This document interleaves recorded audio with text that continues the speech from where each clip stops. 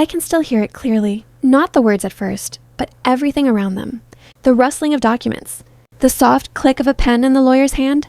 That quiet sigh he let slip without meaning to.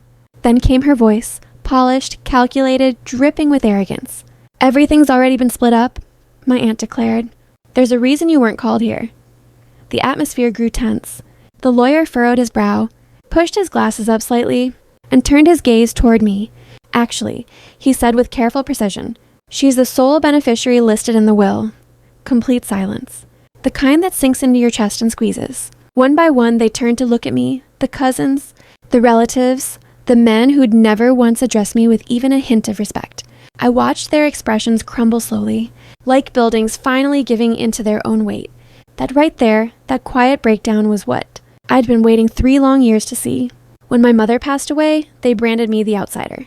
The one who left home, who pursued education, who didn't show up as often as they thought I should. My mother had always been treated like a stranger within her own bloodline, and I was simply her quiet echo. After we buried her, they offered condolences with fake smiles, assured me they'd take care of all the arrangements. I was drowning in grief, too broken to question anything.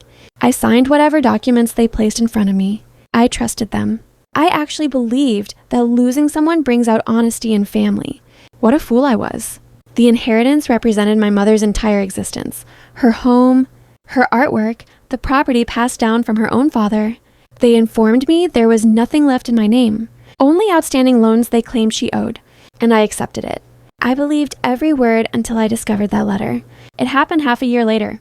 I was going through containers filled with her old belongings from the study when I came across an envelope still sealed, hidden under a mountain of unpaid invoices. Her handwriting was unmistakable. My name written across the front. Inside was a photocopy of her final will, properly signed and notarized, designating me as the sole heir to everything she owned. I sat there motionless, surrounded by dim light and the weight of what I'd just uncovered. The air felt suffocating, heavy with years of deceit. I read through it once more, this time slower, letting each sentence sharpen into clarity. They hadn't just taken money from me. They had erased her final wishes, and that I could never forgive. Losing her had left me silent. Learning the truth gave me focus. I didn't rush to confront anyone. Not immediately. Real anger isn't impulsive, it's strategic. I spent the next several months carefully reconstructing their scheme. I tracked down property deeds that had mysteriously changed hands, signatures that didn't match, financial accounts that had suddenly ballooned right after her funeral. I located the original lawyer who'd overseen everything, now retired, living quite comfortably off what I suspected was guilt money.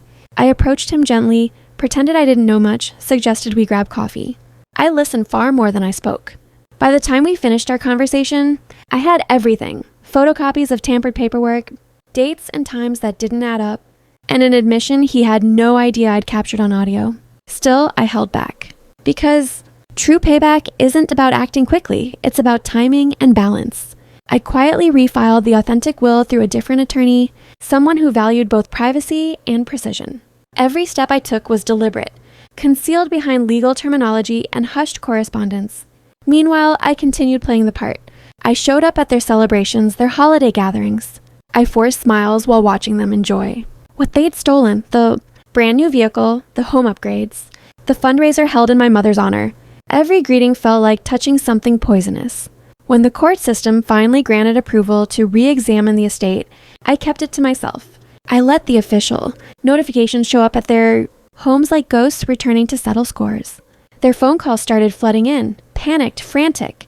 I ignored them all. And when they finally consented to a group meeting with legal representation present, my representation, I wore the necklace my mother had given me and kept my expression perfectly composed. The atmosphere in that room was suffocating with tension and false confidence. My aunt positioned herself nearest to the attorney, her costume jewelry catching the light like little lies made visible. Everything was already handled and distributed, she stated firmly, with rehearsed certainty. You weren't included for good reason.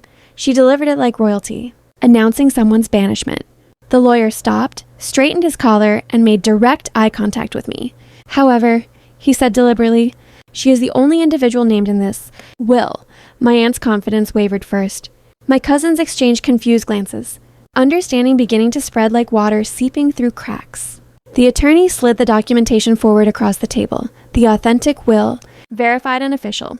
Mrs. Hale, he stated with unwavering authority, you're going to need to provide a full accounting of the assets you've moved. Manipulating an estate constitutes criminal behavior. Nobody stirred. Her fingers started shaking. This has to be some kind of error, she stammered. I moved forward slightly, composed and clear. No, I replied. This is accountability. 3 years overdue, but right on schedule. Over the following weeks, they attempted every possible approach: intimidation, begging, emotional manipulation.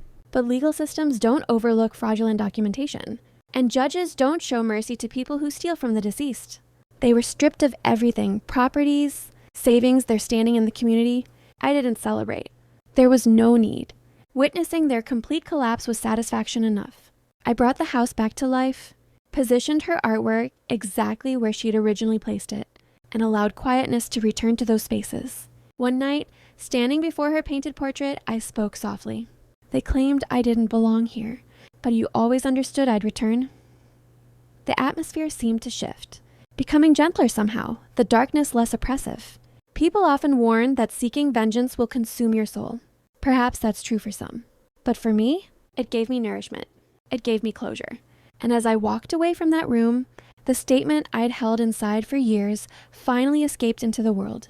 Everything has been properly divided now, exactly as it always should have been.